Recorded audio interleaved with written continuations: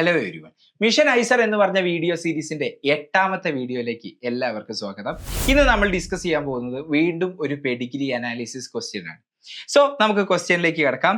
The following Pedigree chart shows inheritance of A genetic disorder 1-2. അതായത് 1-2 എന്ന് പറയുന്നത് ഈ ആളാണ്. 1-2 and 3-2 are the only affected individuals. ഈ രണ്ട് ആൾക്കാർ മാത്രമാണ് അഫക്റ്റഡ് ആയിട്ടുള്ളത്. ഇനി നമ്മളോട് ചോദിച്ചത് which of the following is the correct pattern of inheritance of the disorder and the genotype of 2-3 is 2-3 എന്ന് പറഞ്ഞാൽ ഈ ആളുടെ ജീനോടൈപ്പ് ആണ് നമ്മളോട് ചോദിച്ചത്. ഈ ആളുടെ ജീനോടൈപ്പ് ആണ് നമ്മൾ കണ്ടുപിടിക്കേണ്ടത്. ശരിയല്ലേ? അപ്പം കണ്ടുപിടിക്കേണ്ട ഏത് രീതിയിലാണ്? ഹോമോസൈഗസ് ആണോ ഹെട്രോസൈഗസ് ആണോ എന്നുള്ളത് കണ്ടുപിടിക്കണം. ആൻഡ് ഏത് ടൈപ്പ് ജെനറ്റിക് ഡിസോർഡർ ആണെന്നാണ് നമ്മൾ കണ്ടുപിടിക്കുന്നത്. Autosomal recessive, autosomal dominant, X linked receive, autosomal receive അല്ലേ? അപ്പം ഈ ഒരു ഓപ്ഷൻസ് ആണ് നമുക്ക് ഇവിടെ കാണാൻ സാധിക്കുന്നത്. അപ്പൊ ഒരു പെഡിഗ്രി ക്വസ്റ്റ്യൻ എങ്ങനെ നമ്മൾ സോൾവ് ചെയ്യണം എന്നുള്ളത് ഒരു പ്രീവിയസ് ഇയർ ഐസർ ക്വസ്റ്റ്യൻ വെച്ചിട്ട് നമ്മൾ തിയറിയും പറഞ്ഞിട്ടുണ്ട്. അപ്പൊ തീർച്ചയായിട്ടും നിങ്ങൾ അത് കണ്ടിട്ടില്ല എങ്കിൽ ആ വീഡിയോയും കൂടെ കണ്ടിട്ട് നമുക്ക് ഈ ഒരു ചോദ്യത്തിലേക്ക് കിടക്കാം. അപ്പൊ അതിന്റെ ലിങ്കും ഞാൻ ഇവിടെ ഡിസ്ക്രിപ്ഷനിൽ കൊടുക്കുന്നുണ്ട്. സോ നമുക്ക് എങ്ങനെ ഇത് സോൾവ് ചെയ്യാം എന്നുള്ളത് നോക്കാം. അപ്പൊ നമ്മൾ പറഞ്ഞിട്ടുണ്ട് ആദ്യം അഫക്റ്റഡ് ഇൻഡിവിജ്വൽസിനെയാണ് നമ്മൾ നോക്കേണ്ടത്. അഫക്റ്റഡ് ഇൻഡിവിജ്വലിനെ ഞാൻ നോക്കി. അഫക്റ്റഡ് ഇൻഡിവിജ്വലിന്റെ പാരന്റിനെ നോക്കുക എന്നുള്ളതാണ് രണ്ടാമത്തെ സ്റ്റെപ്പ്. അഫക്റ്റഡ് ഇൻഡിവിജ്വലിന്റെ പാരന്റിനെ നോക്കി. രണ്ട് പാരന്റും അൺഅഫക്റ്റഡ് ആണ്. അൺഅഫക്റ്റഡ് ആയിട്ടുള്ള പാരന്റിന് അഫക്റ്റഡ് ആയിട്ടുള്ള ഒരു കുട്ടി ഉണ്ടാവുക എന്ന് പറഞ്ഞാൽ ഈ അസുഖം must be recessive disorder. Recessive ആണ് എന്നുള്ളത് ഞാൻ ഉറപ്പിച്ചു. ശരിയല്ലേ? തിയറി ഞാൻ ഡീറ്റെയിൽഡ് ആയിട്ട് ആ വീഡിയോയിൽ ഡിസ്കസ് ചെയ്തിട്ടുണ്ട്. നമ്മുടെ മിഷൻ ഐസർ എന്ന് പറഞ്ഞ ഈ വീഡിയോ സീരീസിന്റെ കംപ്ലീറ്റ് വീഡിയോ ഞാൻ പ്ലേലിസ്റ്റ് ആയിട്ടും ഇട്ടിട്ടുണ്ട്. തീർച്ചയായിട്ടും അതിലെ പെഡിഗ്രി അനാലിസിസിന്റെ ക്വസ്റ്റ്യൻ നിങ്ങളൊന്ന് ചെക്ക്ഔട്ട് ചെയ്ത് നോക്കുക. ഈ ഒരു രീതി, ഈ മെത്തഡോളജി, ഞാൻ ഈ പെഡിഗ്രി സോൾവ് ചെയ്യുന്നതിനെ അപ്രോച്ച് ചെയ്യുന്ന രീതി എല്ലാം ഞാൻ അതിൽ മെൻഷൻ ചെയ്തിട്ടുണ്ട്. അതിന് അഡീഷണൽ ആയിട്ട് ഒരു കാര്യവും ഞാൻ ഇവിടെ പറയുന്നില്ല. സോ ഈ ഒരു കാര്യം നിങ്ങൾക്ക് മനസ്സിലായി എന്ന് ഞാൻ വിശ്വസിക്കുന്നു. അഫക്റ്റഡ് ആയിട്ടുള്ള ഇൻഡിവിജ്വൽസിനെ നമ്മൾ എടുക്കുന്നതാണ് ഫസ്റ്റ് സ്റ്റെപ്പ്. അവരുടെ പാരന്റ്സിനെ നോക്കുന്നതാണ് സെക്കൻഡ് സ്റ്റെപ്പ്. രണ്ട് രീതികളിൽ പാരന്റ്സ് വരാം. At least one parent is affected ആണ് എങ്കിൽ ഡോമിനന്റ് അസുഖങ്ങളാണ്. And no parents are affected, unaffected parents ആണെന്നുണ്ടെങ്കിൽ ആ അസുഖം എന്ത് അസുഖമാണ്? റെസസീവ് അസുഖമാണ്. സോ ഈ ഒരു അസുഖം റെസസീവ് ആണ് എന്നുള്ളത് നമുക്ക് ഇവിടെ കിട്ടി. ശരിയല്ലേ? യെസ്. ഇനി ഈ അസുഖം രണ്ട് ടൈപ്പ് റെസസീവ് ആവാം. ഏതൊക്കെയാണ് നമുക്ക് പഠിക്കാനുള്ള രണ്ട് റെസസീവ് അസുഖങ്ങൾ എന്ന് പറയുന്നത്? എക്സ് ലിങ്ക്ഡ് റെസസീവ് ഡിസോർഡർ ആവാം, അല്ലെങ്കിൽ എന്താവാനാണ് സാധ്യത? ഓട്ടോസോമൽ ഡിസോർഡർ ആവാനാണ്, ഓട്ടോസോമൽ റെസസീവ് ഡിസോർഡർ ആവാനാണ് അടുത്ത സാധ്യത. ഓക്കെ. അപ്പം ഇനി എങ്ങനെയാണ് ഈ റെസസീവ് ഡിസോർഡർ എക്സ് ലിങ്ക്ഡ് ആണോ ഓട്ടോസോമൽ ആണോ എന്നുള്ളത് നമുക്ക് ക്ലാരിഫൈ ചെയ്യുക എന്ന് ചോദിച്ചാൽ, ഇവിടെ നമ്മളെ തിയറിയിൽ എന്താ നമ്മൾ പറഞ്ഞത്? എന്തെങ്കിലും ഒരു പാറ്റേൺ നമുക്ക് ആ പെഡിഗ്രിയിൽ നിന്ന് കാണാൻ പറ്റും. അപ്പൊ ഒരുപാട് പാറ്റേണും നമ്മൾ തിയറി ഡിസ്കസ് ചെയ്ത സമയത്ത് പറഞ്ഞിട്ടുണ്ടായിരുന്നു. അപ്പൊ ഇവിടെ ടു ബി വെരി ജെന്യൂൻ, ഇവിടെ അങ്ങനെ ഒരു പാറ്റേൺ നമുക്ക് കാണാനില്ല. കാരണം എന്താ? വളരെ ചെറിയ പെഡിഗ്രിയാണ് നമുക്ക് ഇവിടെ കാണാൻ സാധിക്കുന്നത്. ശരിയാണല്ലോ? അപ്പം ഇതുപോലെയുള്ള പെഡിഗ്രി വരുമ്പോൾ, വളരെ ചെറിയ പെഡിഗ്രി വരുമ്പോൾ, പ്രത്യേകിച്ച് പാറ്റേൺ ഒന്നും കാണുന്നില്ല എങ്കിൽ നിങ്ങൾ ചെയ്യേണ്ടത് ഏതെങ്കിലും പെഡിഗ്രിയുടെ ഏതെങ്കിലും ഒരു ഫാമിലിയിൽ പോയിട്ട് നിങ്ങൾ അത് എക്സ് ലിങ്ക്ഡ് അസുഖമാണ് എന്ന് അസ്യൂം ചെയ്തുകൊണ്ട് ആ പെഡിഗ്രി സോൾവ് ചെയ്യാൻ നോക്കുക. അതായത് നമ്മൾ അസ്യൂം ചെയ്യുന്നു ഈ ഒരു പെഡിഗ്രി എന്ന് പറയുന്നത് എക്സ് ലിങ്ക്ഡ് റെസസീവ് ആണ്. റെസസീവ് ആണ് എന്നുള്ളത് നമ്മൾ 100% ഉറപ്പിച്ചു. ലെറ്റ് us assume അത് എക്സ് ലിങ്ക്ഡ് ആണ് എന്നുള്ളത് അസ്യൂം ചെയ്യാം. ആ അസംഷനിൽ ഒരു പ്രശ്നവും വരുന്നില്ല എന്നുണ്ടെങ്കിൽ ആ പെഡിഗ്രിയിൽ യാതൊരു പ്രശ്നവും ഇല്ല. അപ്പൊ നമുക്ക് എക്സ് ലിങ്ക്ഡ് എന്നുള്ളത് എടുക്കാം. ഇനി എക്സ് ലിങ്ക്ഡ് എന്ന് നമ്മൾ അസ്യൂം ചെയ്യുന്ന സമയത്ത് ആ പെഡിഗ്രിയിൽ എന്തെങ്കിലും ഒരു പ്രശ്നം വരുന്നുണ്ട് എങ്കിൽ നമ്മളുടെ അസംഷൻ തെറ്റാണ്. അപ്പൊ ഓട്ടോസോമൽ ഡിസോർഡർ ആണെന്നുള്ളത് എടുക്കാം. അപ്പൊ ഇതാണ് ലോജിക്ക്. ആ ലോജിക്ക് മാത്രം പറഞ്ഞാൽ നിങ്ങൾക്ക് ഒരു പക്ഷെ മനസ്സിലാവില്ല. സോ ഞാൻ ഈ പറയുന്ന പ്രോബ്ലം സോൾവ് ചെയ്ത് കാണിക്കാം. സോ ഞാൻ ഈ ഒരു ഫാമിലിനെയാണ് എടുക്കാൻ പോകുന്നത്. ഈ ഒരു ഫാമിലിയിൽ ഞാൻ എന്താ അസ്യൂം ചെയ്തത്? ഐ ആം അസ്യൂമിങ് ദാറ്റ് ഈ അസുഖം എക്സ് ലിങ്ക്ഡ് ആണ്. ഈ ഒരു പെഡിഗ്രിയിൽ തന്ന അസുഖം എക്സ് ലിങ്ക്ഡ് ആണ് എന്നുള്ളത് ഞാൻ അസ്യൂം ചെയ്യാണ്. ഇനി അങ്ങനെ അസ്യൂം ചെയ്താൽ എന്തെങ്കിലും പ്രശ്നം ഉണ്ടോ എന്നുള്ളത് നമുക്ക് കണ്ടറിയാം. ഓക്കെ. ഈ ഒരു ഫാമിലിയിൽ ഞാൻ എടുത്തു നോക്കുകയാണെന്നുണ്ടെങ്കിൽ ഇവിടെ അഫക്റ്റഡ് ആയിട്ടുള്ള കുട്ടിയുണ്ട്. അമ്മയ്ക്ക് അസുഖമില്ല, അച്ഛനും അസുഖമില്ല. അപ്പൊ എന്തായാലും ഇത് റെസസീവ് ഡിസോർഡർ ആണെന്നുണ്ടെങ്കിൽ പാരന്റ്സ് എന്താണ്? പാരന്റ്സ് തീർച്ചയായിട്ടും കാരിയർ ആയിട്ടുള്ള പാരന്റ്സ് ആണ്. ശരിയല്ലേ? കാരിയർ ആയിട്ടുള്ള പാരന്റ്സിനെ കുട്ടിക്ക് അസുഖം കൊടുക്കാൻ പറ്റുള്ളൂ. അപ്പൊ പാരന്റ്സ് എന്തായാലും കാരിയർ ആണെന്നുള്ളതിൽ സംശയമല്ലല്ലോ? ഇല്ല. അപ്പൊ ഞാൻ ആദ്യം അച്ഛന്റെ ജീനോടൈപ്പ് എഴുതാൻ നോക്കുകയാണ്. ഞാൻ എന്താ അസ്യൂം ചെയ്യുന്നത്? എക്സ് ലിങ്ക്ഡ് അസുഖമാണ് എന്നാണ് ഞാൻ വിചാരിക്കുന്നത്. എക്സ് ലിങ്ക്ഡ് അസുഖമാണ് എങ്കിൽ അച്ഛന് നോർമൽ അച്ഛനാണ് അല്ലെ. ഇവിടെ ഫാദർ എന്ന് പറയുന്നത് നോർമൽ ആണ്. അപ്പം ഈ ഫാദറിന് എക്സ് ലിങ്ക്ഡ് അസുഖമാണ് എങ്കിൽ ഒരിക്കലും എന്ത് ചെയ്യാൻ പറ്റില്ല? കാരിയർ ആവാൻ പറ്റില്ല. കാരണം എക്സ് നോർമൽ എക്സും വൈയും നോർമൽ ആയിട്ടുള്ള ഒരു ഇൻഡിവിജ്വലെ എന്തായാലും ഈ ഫാദറിന് ആവാൻ പറ്റുള്ളൂ. കാരണം ഡിഫക്റ്റീവ് എക്സ് ആണ് കയ്യിലുണ്ടെന്നുണ്ടെങ്കിൽ ഫാദർ എന്തായി? അഫക്റ്റഡ് ഇൻഡിവിജ്വൽ ആയി മാറിയേനെ.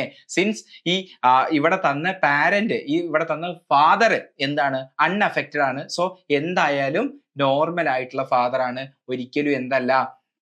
കാരിയർ ആയിട്ടുള്ള ഫാദർ ആവാൻ ഒരിക്കലും എക്സ് ലിങ്ക്ഡ് അസുഖത്തിന് കഴിയില്ല. ആ കാര്യം ക്ലിയർ ആണല്ലോ? യെസ്. ഇനി ഇവിടെ തന്ന മദർ, ഇത് നോർമൽ ഫാദർ ആണ്.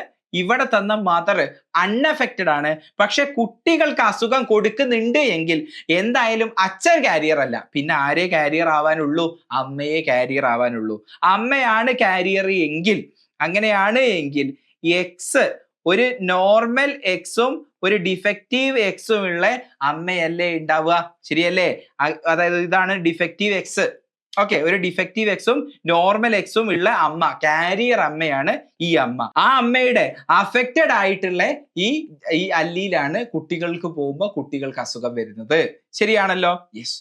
ഇനി ഈ പാരന്റ്സിന് X D normal X carrier അമ്മ അവര് ചേർന്ന് എക്സ് വൈ എന്ന് പറഞ്ഞ അച്ഛനുമായിട്ട് ചേർന്ന് കുട്ടി ഉണ്ടാവുക എന്ന് പറഞ്ഞാൽ നോക്ക്, ഇവർക്ക് 2 ടൈപ്പ് ഗമീറ്റ് ആണ് ഉണ്ടാവുക. ഈ 2 ടൈപ്പ് ഗമീറ്റ് അമ്മയ്ക്ക് ഉണ്ടാവും, ഈ 2 ടൈപ്പ് സ്പേം അച്ഛനും ഉണ്ടാവും. ശരിയല്ലേ?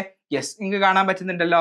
ഇനി ഇങ്ങനെയാണ് ഒരു കുട്ടി ഉണ്ടാവുന്നതെന്നുണ്ടെങ്കിൽ X defective X, carrier female ആയിരിക്കും.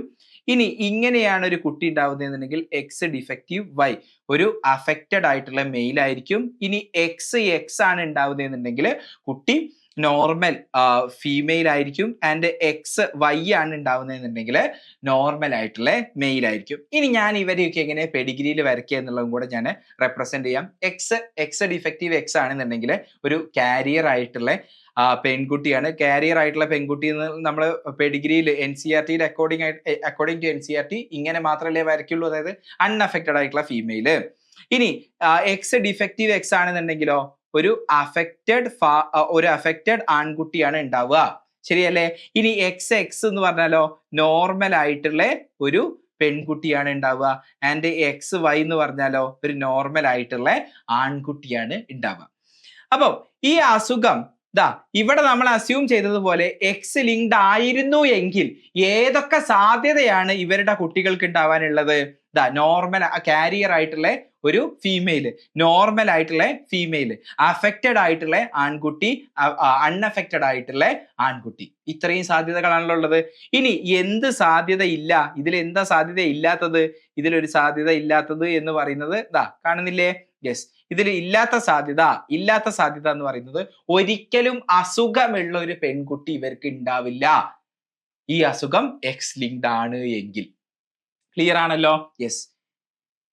അപ്പൊ നമുക്ക് ഇവിടെ ഉത്തരം കിട്ടി. എന്താ? ഒരിക്കലും എക്സ് ലിങ്ക്ഡ് അസുഖമാണെങ്കിൽ അഫക്റ്റഡ് ആയിട്ടുള്ള ഒരു പെൺകുട്ടി ഈ പറയുന്ന അച്ഛനും അമ്മയ്ക്കും ഉണ്ടാവില്ല. പക്ഷെ അവർക്ക് ഈ ഒരു പെഡിഗ്രിയിൽ എന്തുണ്ടായിട്ടുണ്ട്? അങ്ങനെ ഒരു പെൺകുട്ടി അങ്ങനെ ഒരു പെൺകുട്ടിക്ക് അസുഖം ഉണ്ടായിട്ടുണ്ട്. അങ്ങനെയാണ് എങ്കിൽ ഈ പറയുന്ന അസുഖം എന്താവാൻ കഴിയില്ല? എക്സ് ലിങ്ക്ഡ് ആവാൻ കഴിയില്ല. നമ്മളുടെ അസംഷൻ തെറ്റി എന്ന് പറഞ്ഞാൽ ഈ അസുഖം റെസസീവ് ആണ് എന്നുള്ളത് 100% ഷുവർ. ഓക്കെ, ഇനി ഒന്നെങ്കിൽ അത് എക്സ് ലിങ്ക്ഡ് ആണ്, അല്ലെങ്കിൽ അത് ഓട്ടോസോമൽ ആണ്. നമ്മൾ എക്സ് ലിങ്ക്ഡ് ആണ് എന്ന് അസ്യൂം ചെയ്തു. എന്നിട്ട് ഈ ഫാമിലിയിലെ എല്ലാ സാധ്യതകളും നോക്കി. അവിടെ നമുക്ക് മനസ്സിലായി എക്സ് ലിങ്ക്ഡ് ആണ് എങ്കിൽ അവിടെ ഉണ്ടാവുന്ന ഒരു പെൺകുട്ടിക്കും അസുഖം ഉണ്ടാവുക എന്ന് പറയുന്നത് സാധ്യമല്ല. പക്ഷെ ഇവിടെ പെഡിഗ്രിയിൽ എന്തുണ്ട്? അസുഖമുള്ള ഒരു പെൺകുട്ടി ഉണ്ട് എന്ന് പറഞ്ഞാൽ അത് എക്സ് ലിങ്ക്ഡ് ആവില്ല.